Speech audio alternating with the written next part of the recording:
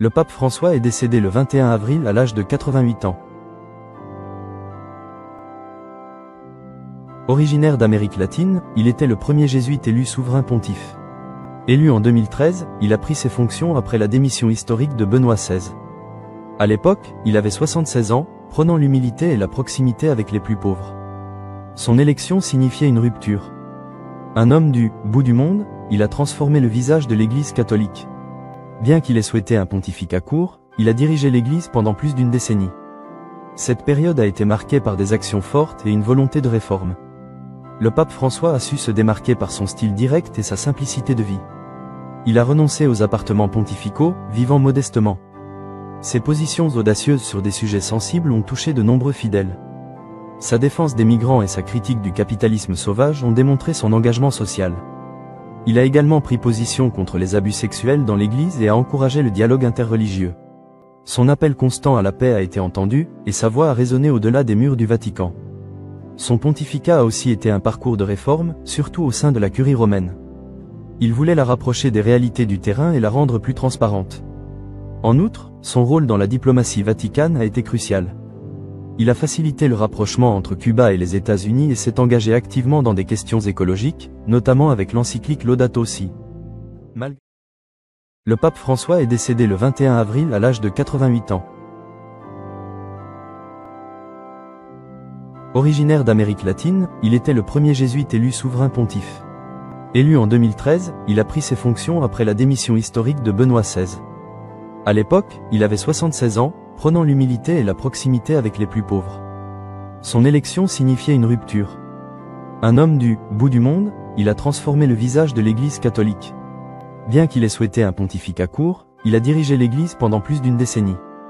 Cette période a été marquée par des actions fortes et une volonté de réforme. Le pape François a su se démarquer par son style direct et sa simplicité de vie. Il a renoncé aux appartements pontificaux, vivant modestement. Ses positions audacieuses sur des sujets sensibles ont touché de nombreux fidèles.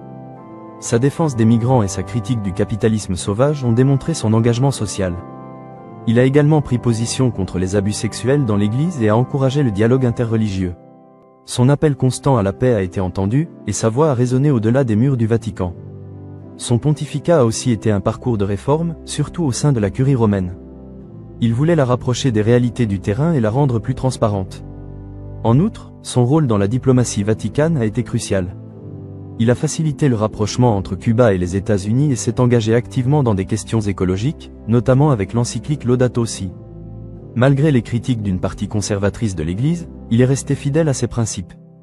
Affaibli par l'âge et des problèmes de santé, il a parfois évoqué une démission, mais il est resté en fonction jusqu'à son dernier souffle. Sa mort marque le début d'une période de transition pour l'Église catholique. Le prochain souverain pontife devra décider de continuer ou non l'œuvre engagée par ce pape hors norme. Restez informés sur les prochaines étapes du Vatican et l'élection d'un nouveau pape. Si historique que son pontificat, le pape François s'est éteint à l'âge de 88 ans après près de 12 années passées au Saint-Siège. Jorge Mario Bergoglio, de son vrai nom, est né à Buenos Aires, en Argentine, en 1936. Il rejoint les ordres durant son adolescence, pasteur aux valeurs simples, il devient cardinal en 2001. En 2005, après la mort de Jean-Paul II, il est le favori pour lui succéder face à Benoît XVI, mais il se retire à la surprise générale. 8 ans plus tard, ce sera la bonne cette fois. Le 13 mars 2013, le jésuite argentin devient le premier pape latino-américain de l'histoire. Il choisit le nom François en mémoire de saint François d'Assise. Qualifié comme un pape de son temps, il lance une réforme du code pénal au Vatican pour lutter contre la pédocriminalité et la corruption dans l'Église. S'il est opposé à l'avortement, il a fait plusieurs pas en avant vers la communauté LGBT et l'islam. Le pape a vu sa santé se fragiliser ces dernières années. Dès 2022, il ne peut plus se déplacer qu'en fauteuil roulant, sans perdre pour autant son second degré. En atteste l'écriteau accroché à l'entrée de ses appartements au Vatican, Vietato lamentarsi, autrement dit, il est interdit de se plaindre.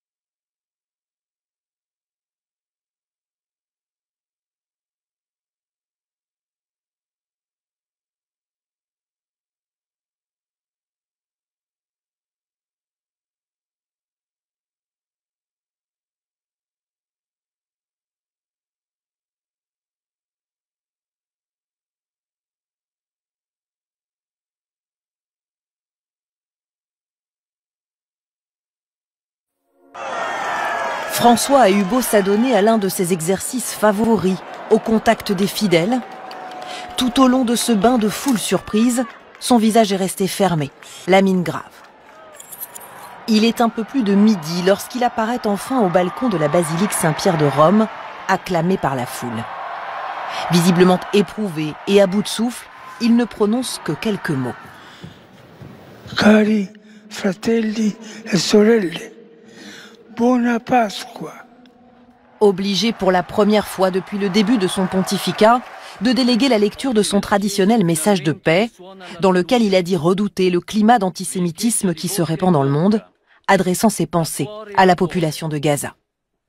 Mais François a tenu à rester jusqu'au bout et ainsi prononcer la bénédiction Urbi et Orbi. Pater, et Filius, et Spiritus Sancti. Amen.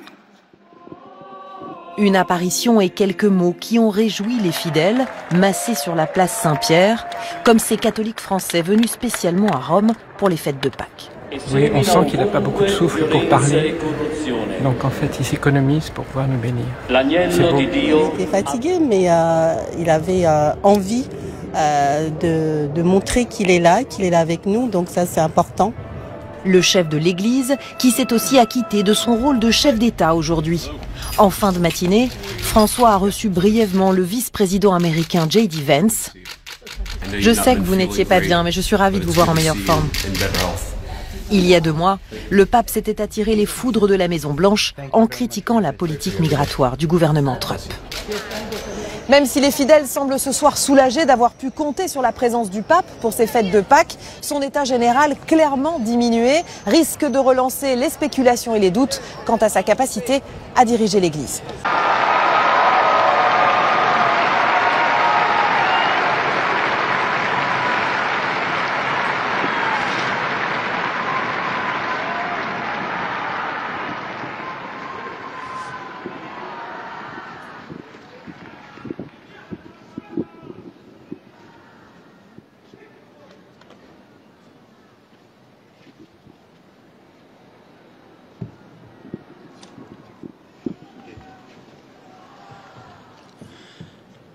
Cari fratelli e sorelle, buona Pasqua.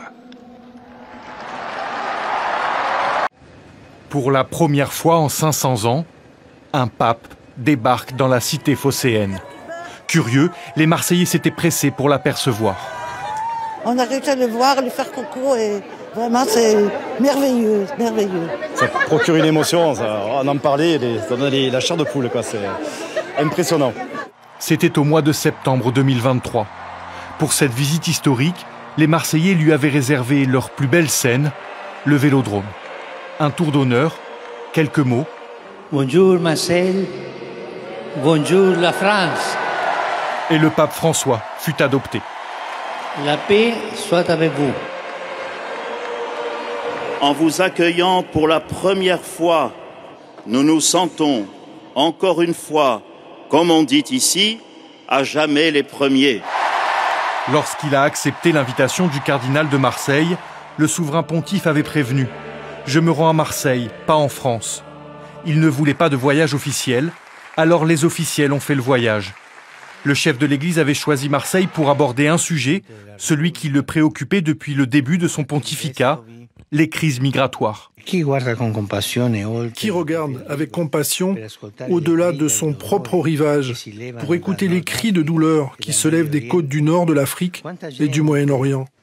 Au gré de ses visites, dans le palais du Pharaon, sous les voûtes de la basilique Notre-Dame, dans les quartiers populaires ou encore devant le mémorial des hommes disparus en mer, le pape a parlé de la Méditerranée et de ses tragédies. Il a rappelé que la mer relie autant qu'elle sépare et dénoncé la culture de l'indifférence face à ceux qui tentent de la traverser. Trop de personnes fuient les conflits, la pauvreté et les catastrophes naturelles. Ils trouvent dans les vagues de la mer le refus définitif de la recherche d'un futur meilleur. Marseille, ville portuaire et cosmopolite, façonnée par les vagues de migration. Marseille, carrefour de culture, de religion et d'enjeux humanitaires, était pour le pape François un symbole des défis et des espoirs de notre monde. Père et du Fils et du Saint-Esprit. Ce sont les dernières images du pape François sur le sol français. Un an auparavant, en septembre 2023, il est acclamé par des milliers de personnes au stade Vélodrome. 10 ans plus tôt, un soir de mars 2013, celui qui s'appelle encore Georges Mario Bergoglio s'avance sur le balcon qui domine la place Saint-Pierre et devient sous les yeux des fidèles le pape François, premier du nom. Le devoir du conclave était de donner un pape à Rome. Il semble que mes frères cardinaux soient allés le chercher presque au bout du monde. Avec un trait d'humour, le successeur de Benoît XVI souligne qu'il est le premier pape originaire d'Amérique du Sud. Georges Mario Bergoglio, né en 1936 à Buenos Aires. Très jeune, il entre dans les ordres. À 22 ans, le jeune homme rejoint les Jésuites, un ordre missionnaire. 10 ans plus tard, il est nommé prêtre. Son ascension au sein de l'Église argentine est fulgurante. Georges Mario Bergoglio se construit une image de religieux proche du peuple, qui aime le football et vit simplement. Son arrivée au Vatican va donc marquer un changement de style. Celui qui a pris le nom de François, en référence à Saint François d'Assise, qui a voué sa vie à lutter contre la pauvreté, veut que l'Église mène un train de vie moins fastueux. François s'investit particulièrement pour les plus démunis et les migrants. Durant son pontificat, de nombreuses affaires de pédocriminalité sont aussi révélées au sein de l'Église. Le pape encourage les victimes à parler, lève le secret pontifical sur les cas d'abus sexuels. En 2014, il leur présente même des excuses. Devant Dieu et son peuple, j'exprime ma douleur pour les péchés et les crimes graves d'abus sexuels commis par des membres du clergé à votre encontre. Et je vous demande humblement pardon. Le pape François reste conservateur sur certains sujets de société.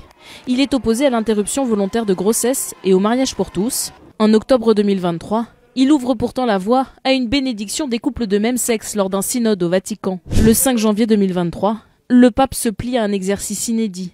Présider les obsèques de son prédécesseur. Benoît XVI avait pris le titre de pape émérite lors de sa renonciation au poste suprême du Saint-Siège. François a lui-même rédigé une lettre de renonciation en cas d'empêchement pour raison de santé.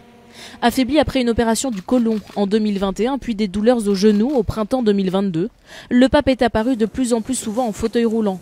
Ces dernières années, il a plusieurs fois annulé des engagements ou aménagé son emploi du temps en raison de problèmes de santé, notamment pulmonaires. Un pape souriant, accessible, mais aussi sans concession. Quelles images, quels mots resteront du pontificat du pape François ? Un souverain qui a bousculé l'Église, au risque de crisper une partie des fidèles. Un changement de ton qui a commencé dès son élection. Le 13 mars 2013, une fumée blanche apparaît à Rome. Après la démission inattendue de Benoît XVI, l'Église a trouvé son successeur. Le cardinal Bergoglio de Buenos Aires, jusqu'alors peu connu, est élu au 5e tour de scrutin. Il me semble que mes frères cardinaux sont allés chercher un pape presque au bout du monde. Le choix de son nom, François, est déjà un message. Il sera, explique-t-il, le pape des pauvres. Comme je voudrais une église pauvre, pour les pauvres. Né en 1936 à Buenos Aires, il entre chez les Jésuites à 22 ans avec une devise, obéissance et modestie. Même nommé évêque supérieur des Jésuites, il conserve cette humilité, refusant les logements de fonction, voyageant dans le métro. Le pape Jean-Paul II le fait cardinal en 2001. 12 ans plus tard, il rassemble les suffrages de l'aile gauche du conclave et devient le 266e pape. Il abandonne les vêtements de prestige, se choisit une simple aube blanche avec une étonnante relique cousue à l'intérieur. Près du cœur du Saint-Père et cousu avec du fil d'or, il y a un petit morceau d'habit en toile de Saint François d'Assise. Préférant le contact avec les fidèles à celui des décideurs, il se rend en Corse où se tient un colloque sur la foi populaire en Méditerranée, mais décline l'invitation d'Emmanuel Macron à l'inauguration de Notre-Dame. Pour ses partisans, François est le premier pape à voir le monde avec un œil global. C'est la fin de l'Église catholique centrée sur l'Occident. Il place en permanence au cœur de son message la question des réfugiés. C'est ainsi qu'il se rend au large de l'île italienne de Lampedusa pour un hommage aux personnes mortes noyées. Il a même accueilli une trentaine de migrants au Vatican. Lorsqu'il se rend en France, c'est à Marseille, précise-t-il, ville multiculturelle tournée vers la Méditerranée, pour mieux interpeller les pays européens sur la question migratoire. Nous sommes face à un carrefour de civilisation. La culture de l'humanité, de la fraternité ou celle de l'indifférence. L'autre constante de ses discours, c'est la protection de la planète qu'il appelle notre maison commune. Il publie une encyclique sur l'écologie en 2015, actualisée en 2023 et s'en prend régulièrement au pillage des ressources. Un pape progressiste sur le plan politique, beaucoup moins sur sa vision de la famille. Il critique violemment le recours à l'avortement. Ce n'est pas juste d'éliminer un être humain, si petit. Ça revient à embaucher un tueur à gages pour résoudre le problème. Sur l'homosexualité, en revanche, il fait bouger les lignes et offre une certaine ouverture aux chrétiens homosexuels. C'est une personne gay, qu'elle cherche le Seigneur et qu'elle est de bonne volonté. Qui suis-je pour la juger ? Il autorise ensuite la bénédiction des couples homosexuels ou remariés, ainsi que le baptême des transsexuels. Le pape François est aussi le premier à cohabiter avec son prédécesseur pendant près de 10 ans. Benoît XVI a initié le combat contre les crimes sexuels commis par les prélats, mais c'est François qui fera avancer la cause. L'Église ne cherchera plus jamais à dissimuler ou à sous-estimer des cas d'abus. En 2019, il convoque des états généraux où il fait adopter la transmission automatique de tous les dossiers aux justices civiles.